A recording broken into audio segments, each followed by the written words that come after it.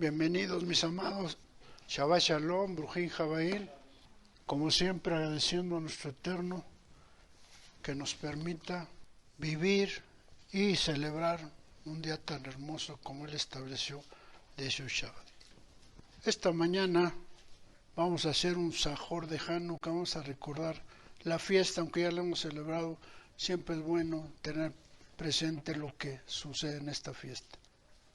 La parashá de esta semana se llama Vayeshev, que se traduce como y residió, residió de residir. En esta porción, ¿cuáles son los temas? Viene la historia de Yosef, uno de los hijos de Jacob. También narra cómo Yosef es vendido por sus hermanos al tener conflictos y al final Yosef acaba en Egipto. Viene también la historia de Yehudá, viene también cómo Yosef es encarcelado y cómo Yosef tiene sueños, por eso es conocido como Yosef el soñador. Muy bien, la parashá empieza en el 37:1 y dice, Vayeshev Jacob, y residió Jacob. Acuérdense que las parashá pasadas, Jacob había regresado de Aram. Ahí se asienta en la tierra de Canaán, hoy Israel, que era la tierra de sus padres. Y entonces, lo que sucede es que una vez que pasó toda aquella experiencia, ¿se acuerdan? Todo aquello que pasó con su hermano Esab, al final llega, está en paz y dice, pues ya es bueno asentarme, ya regresé.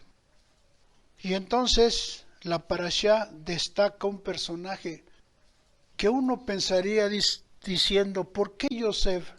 Si Jacob tuvo muchos hijos, ¿por qué Yosef? ¿Por qué hace de Yosef algo muy importante? ¿Por qué?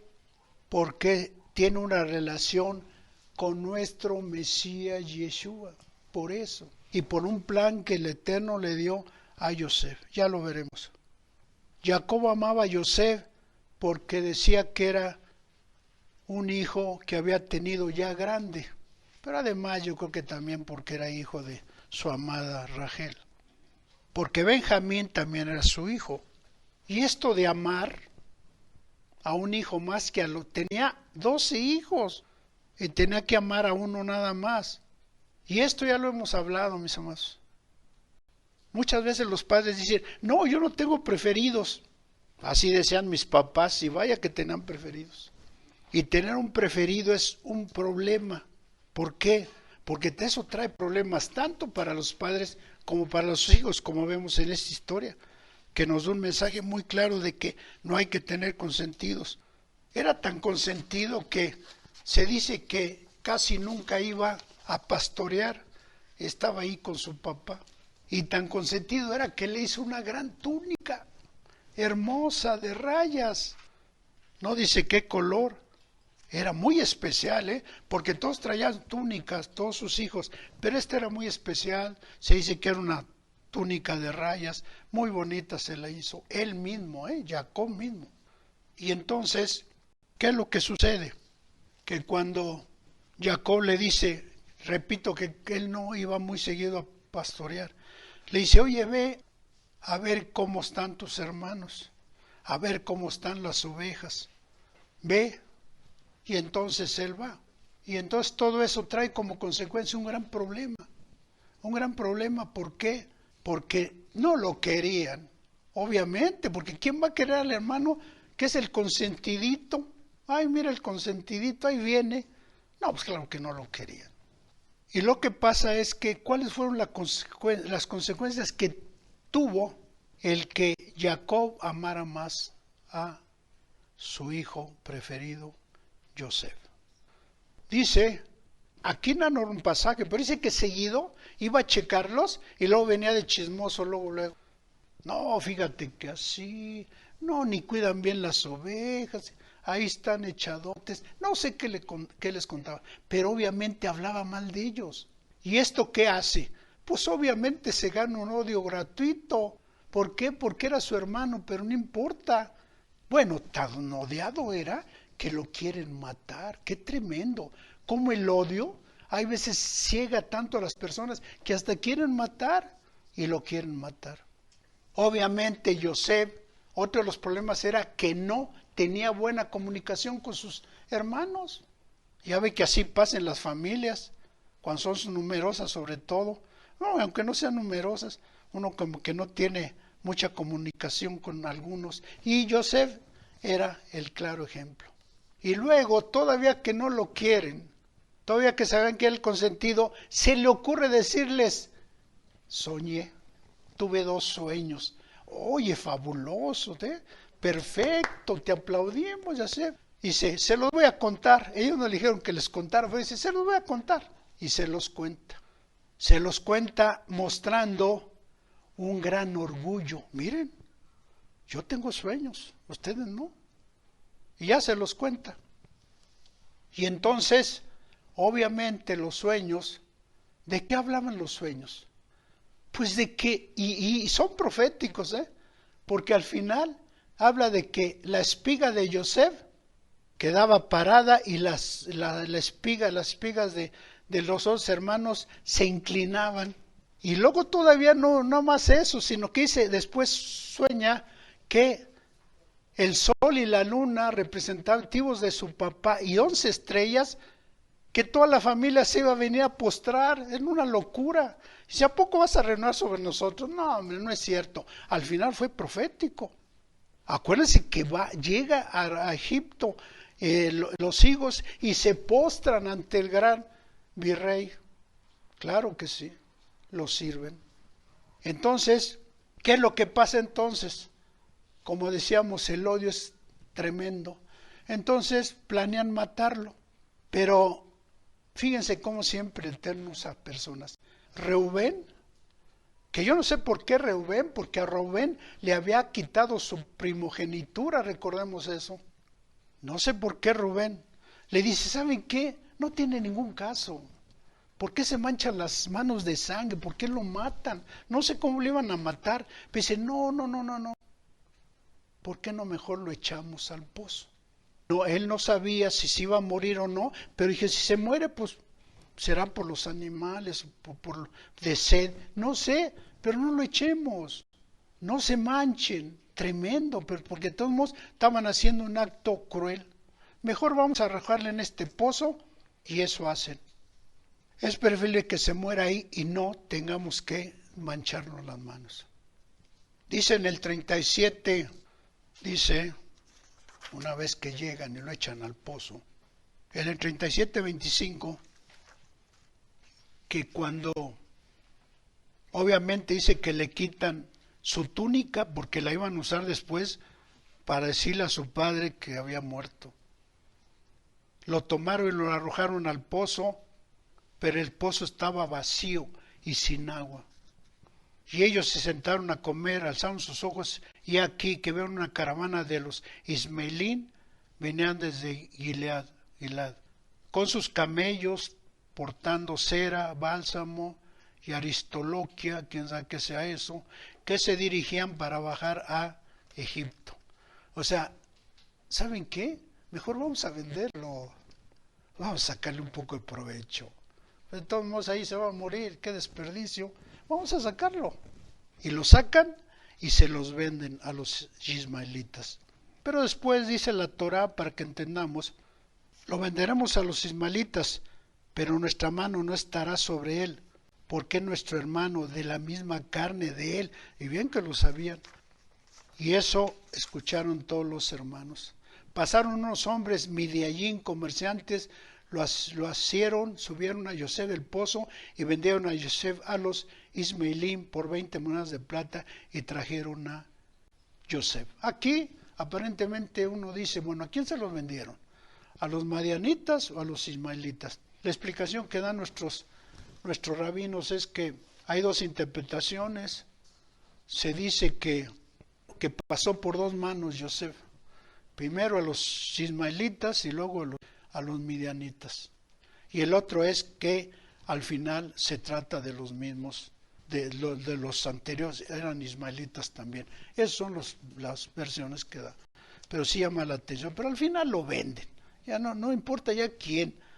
Y ellos obviamente eran mercaderes, pero imagínense ir a vender a una persona. Y además, una persona como Yosef que dicen que era hermoso. No, dijo, aquí vamos a sacar un buen dinero. Y les dan 30 tristes monedas. Perdón, 20 tristes monedas. Ni siquiera. Pero al final lo venden a Potifar en Egipto. No dicen cuánto, pero ha de haber sido, como buenos comerciantes, el triple. Son árabes, Arbano. Y aquí te tienes uno que te lo voy a dar bien barato en 40 monedas. Pero Hashem, todo esto que sucede, Hashem tiene control de todo. Él permite que lo echen al pozo, Él permite que después lo saquen y lo vendan, porque Él tenía planes para él. Lo libró de morirse y al final, fíjense, ¿qué le da? Riquezas y le da un puesto de importancia en Egipto. Yosef iba a tener una vida de sufrimiento, claro, pero después iba a tener una vida plena, porque Hashem lo pondría en lo alto. Después de Faraón no había nadie, le dijo el Faraón. Él es nombrado virrey, y entonces ahí lo ponen a administrar las cosechas. Y bien importante que las administrara, porque iba a venir, le dijo en el sueño, van a venir 7 años de escasez. Entonces aprovechemos los 7 años de abundancia para aprovechar, para administrar la escasez.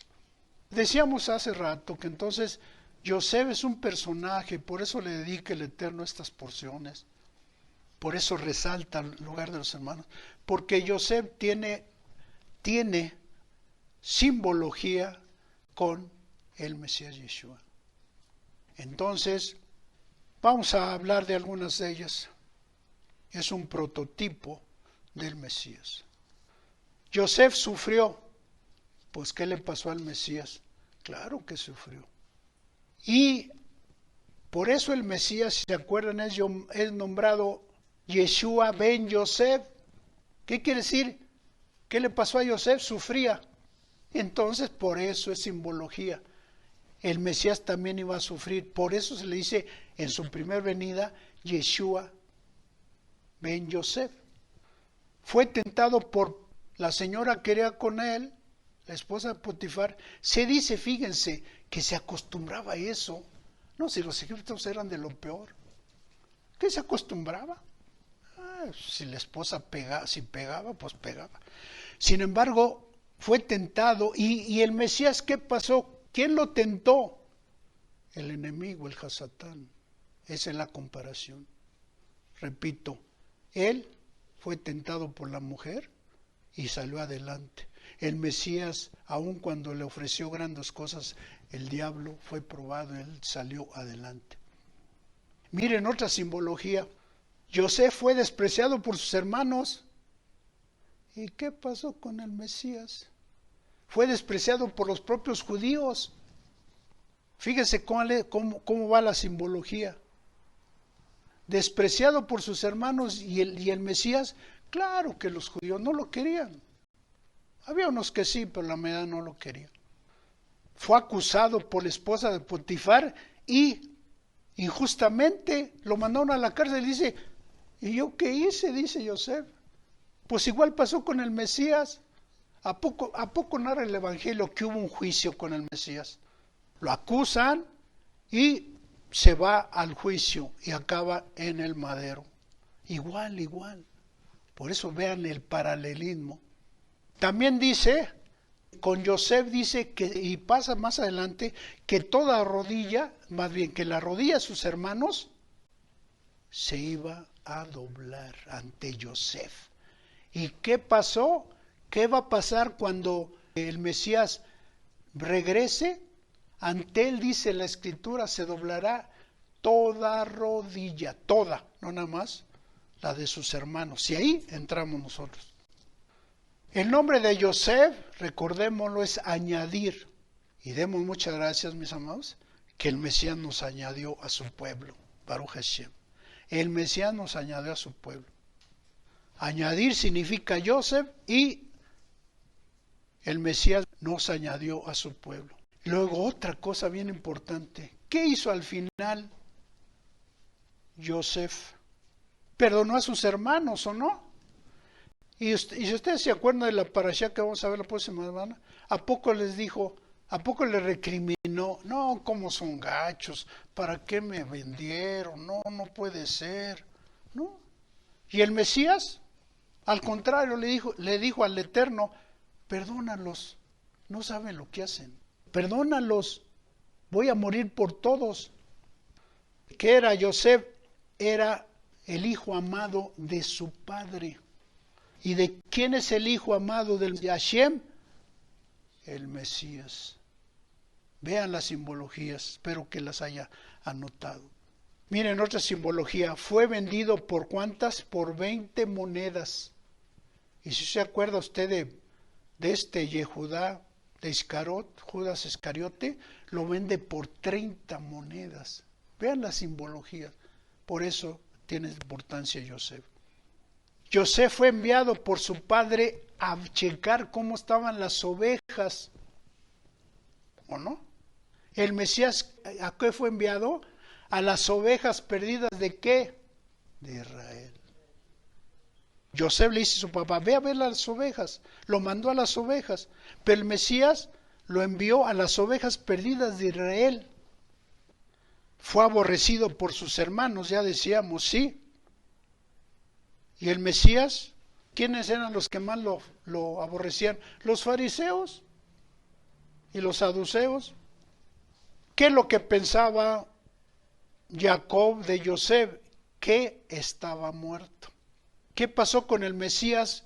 Murió, pero fue resucitado. Y José también, porque lo daban por muerto, pero al final aparece. Había un tipo de resurrección. Y el Mesías fue muerto, pero después resucitó. José, ¿qué le da después a su pueblo cuando empieza la escasez? Vengan, vengan, les voy a dar pan. ¿Quién es el pan de la vida? El Mesías. Esas son las comparaciones, la simbología. El pan de vida es Mashiach y José les va a dar pan a su pueblo. Ni siquiera era un pueblo, a su familia, a su campamento. ¿Cómo vestían a José? ¿Como judío? No. Ellos sabían que no era judío. Ellos lo compraron. Él se vestía como, ¿qué? Como egipcio. Y sin embargo, nunca dejó sus costumbres. Él se pone a orar. Él hacía todo lo que dice la Torah. Y Yeshua, ¿qué pasa? El cristianismo lo ha hecho gentil. El cristianismo le ha puesto vestiduras de romano, de griego. Y eso no es cierto. ¿Por qué? Porque él siguió siendo judío. No importa que ahora lo quieran poner de romano. No importa. Él sigue siendo judío. Y siguió siendo judía toda la vida. Acuérdense que murió como judío, vivió como judío, resucitó como judío, fue muerto en el madero como judío. Así es que no hay duda. A Joseph se le conoce en el judaísmo como Joseph el justo. ¿Y quién es el Sadik de nosotros? El verdadero Sadik, que es el Mesías Yeshua.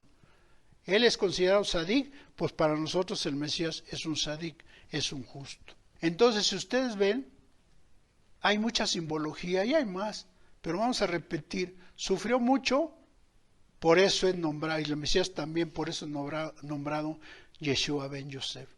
Fue tentado por la esposa de Potifar y el Mesías fue tentado por el diablo. Fue despreciado por sus hermanos y también el Mesías fue despreciado por sus hermanos judíos. Fue acusado por la esposa de Potifar injustamente y el Mesías también fue acusado sin juicio y lo llevaron al madero. También se doblarán toda rodilla de sus hermanos en un futuro y así también ante él se doblará toda rodilla. Joseph significa añadir y el Mesías nos añadió a su pueblo. José perdonó a sus hermanos y lo mismo hizo el Mesías. Perdonó a sus opositores, dice que iba a morir por todos. Era amado por su padre José, también el hijo amado. Este es mi hijo amado, dice la Escritura, en quien tengo complacencia. Fue vendido por 20 monedas y por 30 fue vendido el Mesías. José fue enviado por su padre para ver cómo estaban sus ovejas, y el Mesías fue enviado a las ovejas perdidas de Israel. Fue aborrecido por sus hermanos y también fue aborrecido principalmente por fariseos y saduceos. Se le creía muerto a José, pero el Mesías también, y después apareció. El Mesías murió, pero resucitó. José le da pan a su pueblo, y el Mesías es el pan de la vida. Fue vestido como egipcio, José, pero conservó siempre sus costumbres judías. Pues el Mesías también, aunque le quieren dar otro matiz, él siempre vivió, hizo todo como judío, vividor de la Torá, conocedor de la Torá. Y también José es el justo, pero el verdadero justo, el más importante de los justos, es el Mesías Yeshua. Cambiando de tema, ¿por qué José fue echado a un pozo? Precisamente un pozo. Y era sin agua, dice, estaba seco. Porque tiene un significado espiritual que tenemos que poner atención. Era un lugar difícil.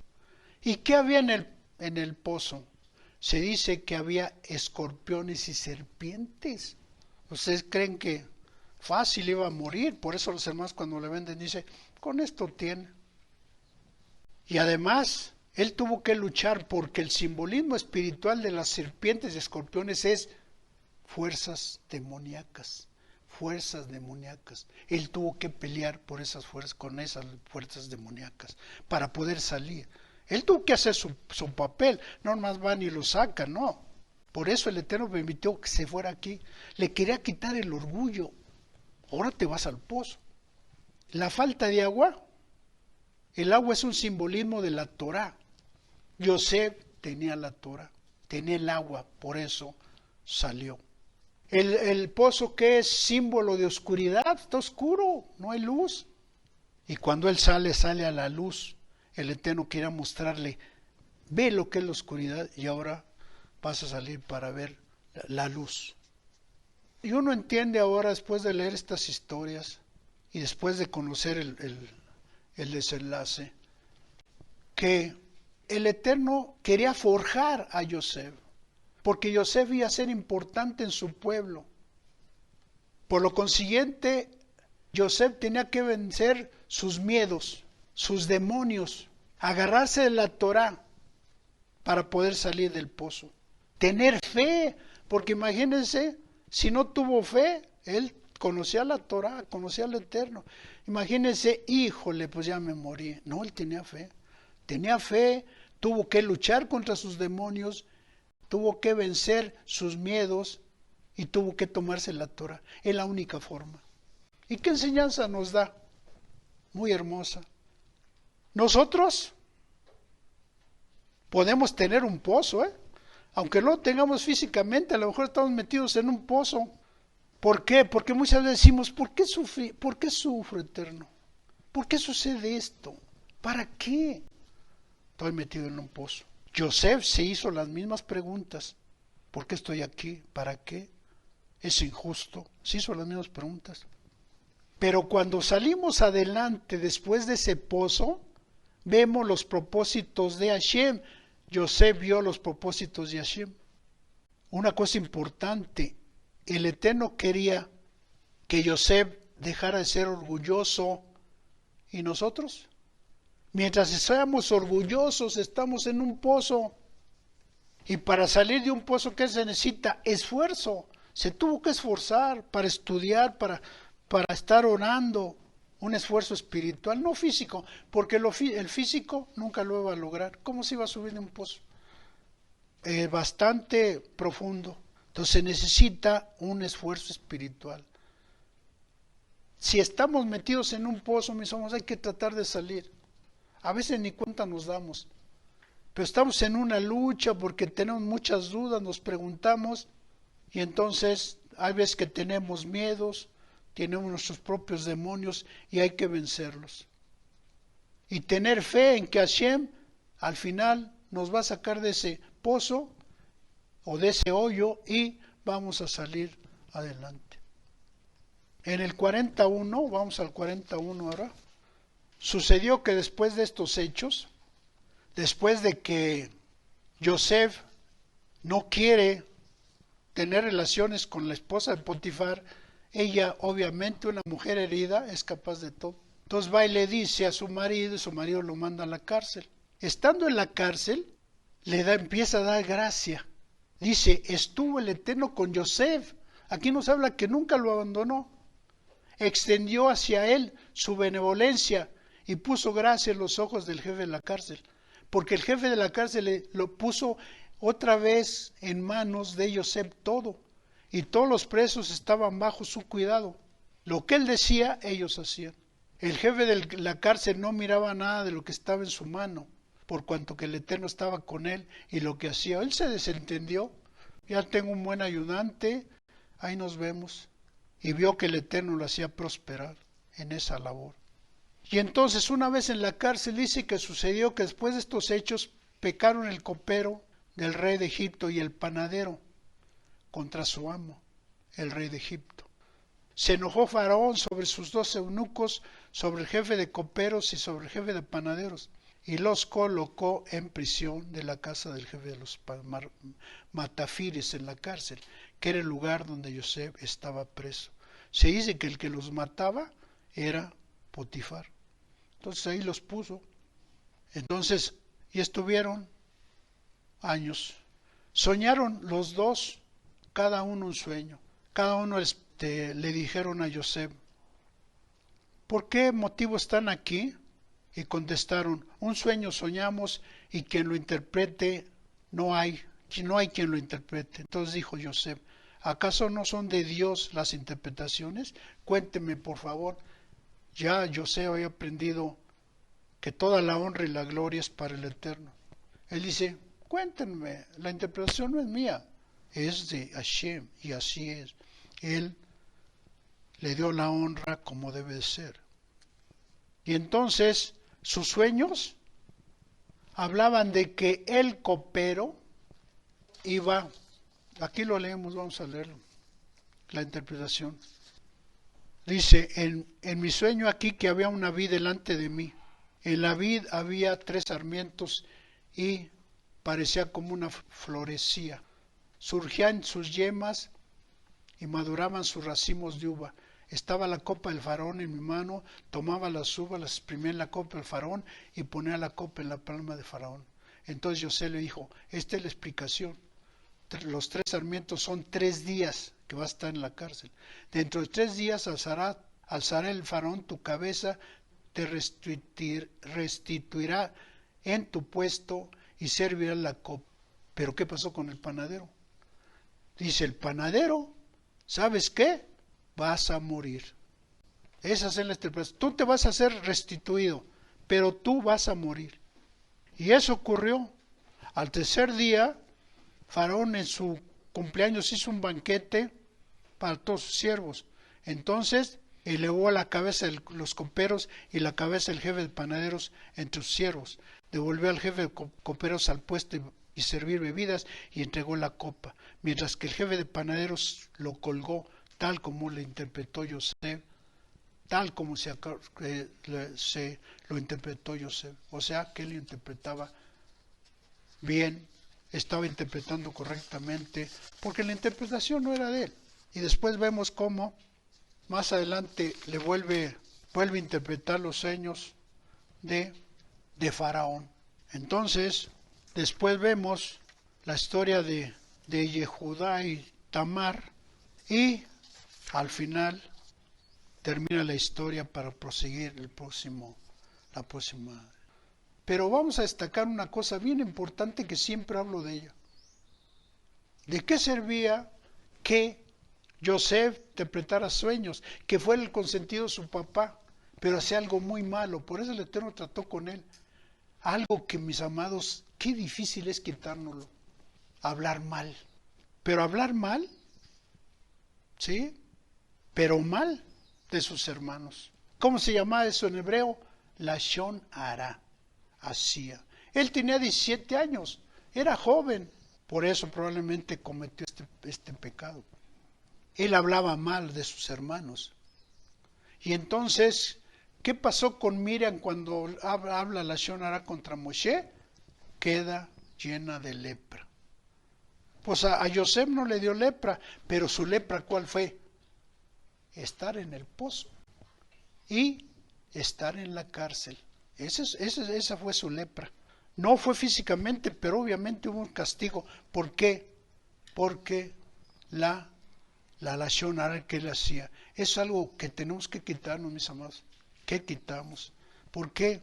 Porque Joseph nunca se fijó en lo bueno, que no tenía nada de bueno los hermanos, porque siempre iba con el papá. También el papá pues la regó, porque dice, ¿por qué no le dijo, tráeme noticias buenas, dime algo bueno de ellos? No le dijo nada. Él estaba haciendo la lashon hara de todas. ¿Y cuál es la enseñanza para nosotros, mis amados? Muchas veces nos enfocamos en ver lo malo de los prójimos y no vemos sus cualidades. Aparte que no vemos nuestras carencias. ¿Por qué? Porque yo digo, ay, mi vecino es así, así asado.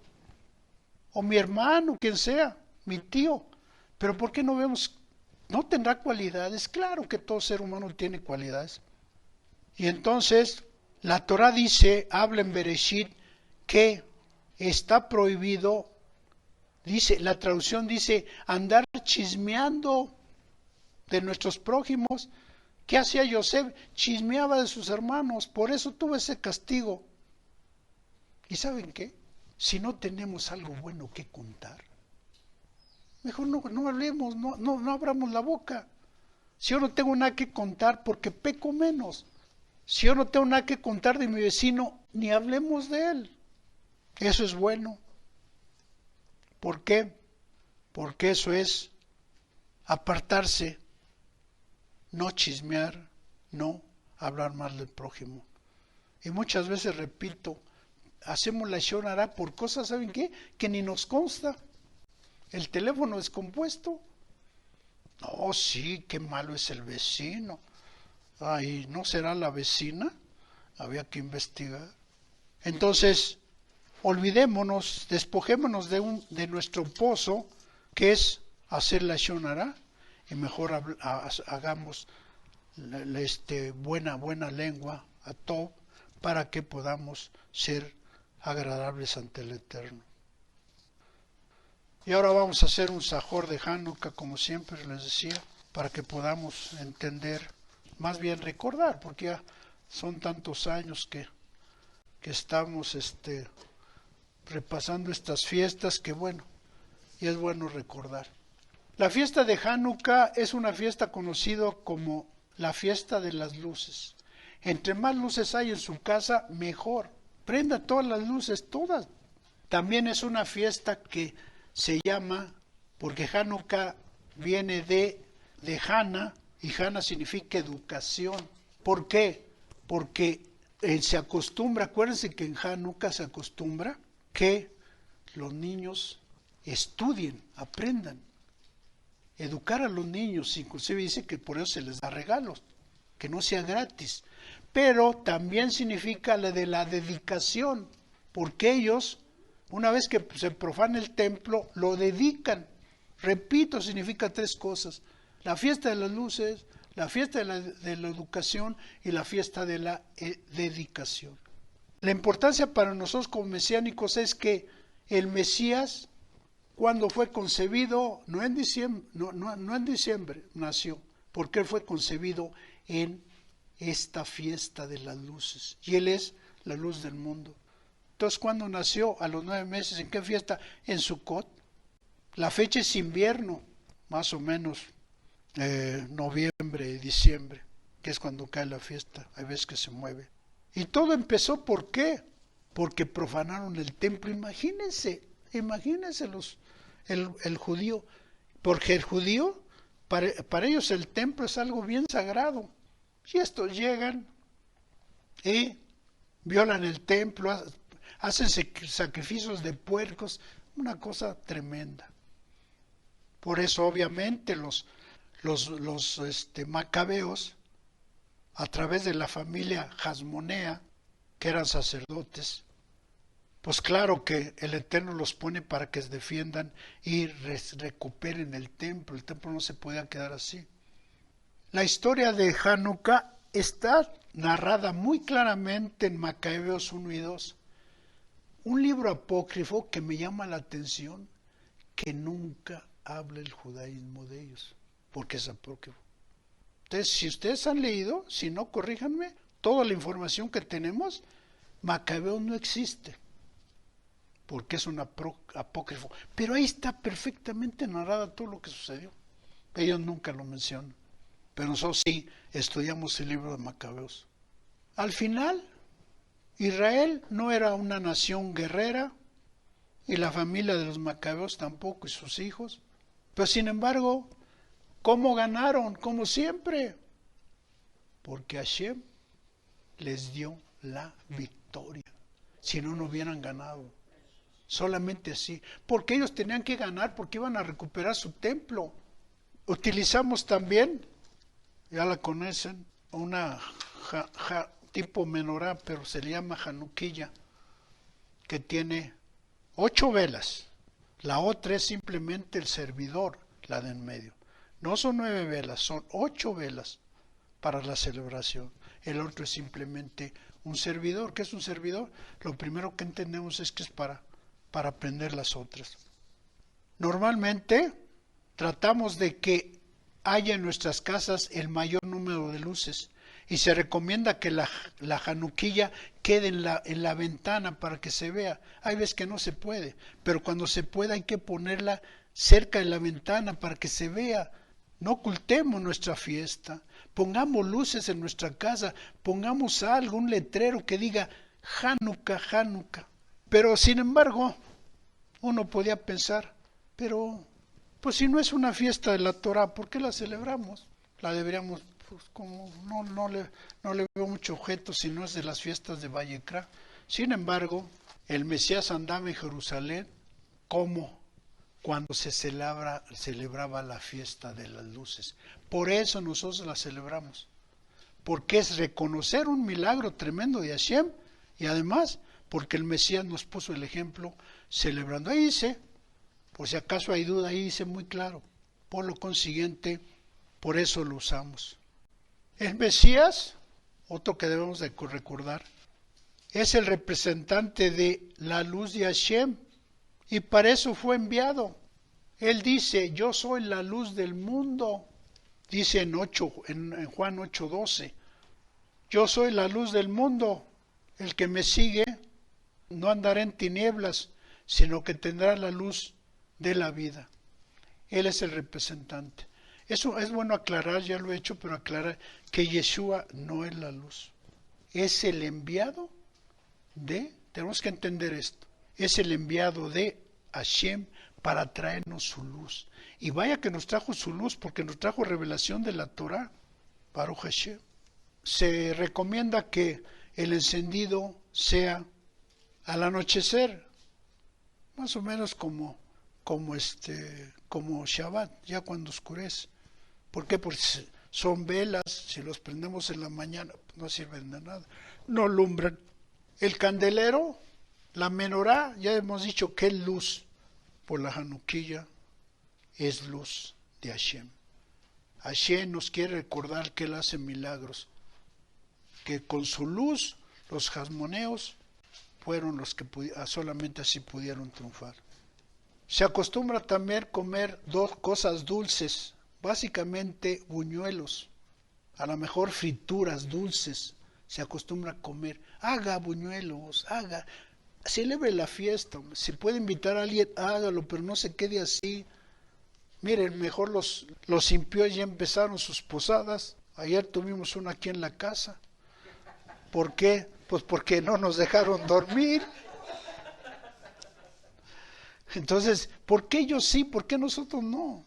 Vamos a hacer buñuelos, vamos a hacer una fiesta, vamos a leer historias de Macabeos o leer el libro de Macabeos. Vamos a hacer de esta fiesta una fiesta de bendición, de que podamos nosotros recordar esos milagros que Hashem hizo en esos tiempos. Fíjense también la simbología con Yeshua. El valor numérico de la Nun, de la Gimel, de la He y de la Shim. El valor numérico de Num son 50. El valor numérico de Gimel 3. El valor numérico de He 5. Y el valor numérico de Shim son 300. Si sumamos esto, ¿cuánto da? 358. Ese es el valor numérico del Mesías, de su nombre. Ese es el valor numérico de Yeshua. No de Mashiach, de Yeshua. Valor numérico. Todo tiene relación con el Mesías, porque el Mesías iba a ser el que viniera a restituir lo que Adán había hecho, a reparar lo que Adán había hecho. Por eso todo tiene relación.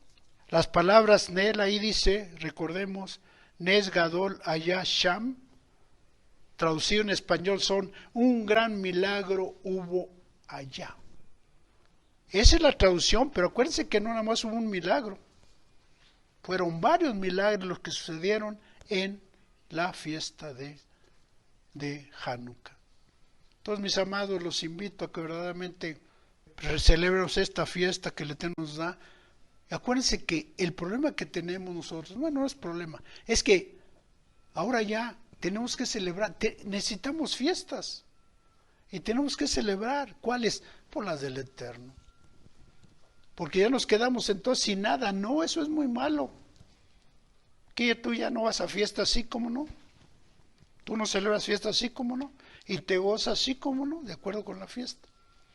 Entonces celebremos las fiestas de Hashem, porque es algo que el Eterno nos ha dado para que nos olvidemos de toda nuestra antigua naturaleza y lo que se celebraba. Desgraciadamente Hanukkah, la fiesta de Hanukkah, fue copiada por los gentiles y la han hecho la fiesta de la Navidad. Pero no tiene nada que ver, todo copiado de la fiesta de Hanukkah, hasta los villancicos. Y encender velas, ellos ponen un arbolito con luces, igualito, todo está tomado de Hanukkah. Por eso la verdad es que vamos a nosotros a celebrar, vamos a hacer algo que nos permita reconocer los milagros, repito, de Hashem y lo que Hashem quiere que recordemos. Repito, no fue un solo milagro, fueron varios que ya hemos hablado. Pues mis amados, Chag Sameach Hanukkah, Chag Sameach Hanukkah. Disfrutemos la Hanukkah, que mañana, el domingo en la tarde, empieza el encendido de la primera vela. Acuérdense nada más de leer esa hoja, léala. Ahí están las verajot, están en forma de encenderlos para que lo haga correctamente, de acuerdo con lo que nos han enseñado nuestros rabinos que nos instruyen. Bendiciones, mis amados, en los méritos de quien vino a traernos salvación a nosotros, el Mesías Yeshua HaMashiach. Vamos a hacer la bendición.